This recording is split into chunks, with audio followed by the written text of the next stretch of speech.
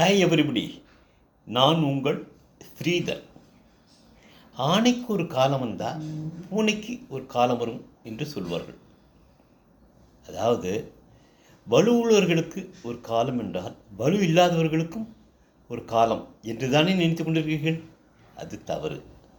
ஆ நெய் என்றால் பசு, பசு நெய். பூ நெய் என்றால் பூ ப்ளஸ் நெய், பூநெய். பூ நெய் என்றால் அது தேனை குறிக்கும். அதாவது குழந்தை பருவத்தில் குழந்தை புஷ்டியாக வளர வேண்டும் என்று குழந்தைக்கு பசுனை ஆகாரத்தில் சேர்ப்பார்கள்.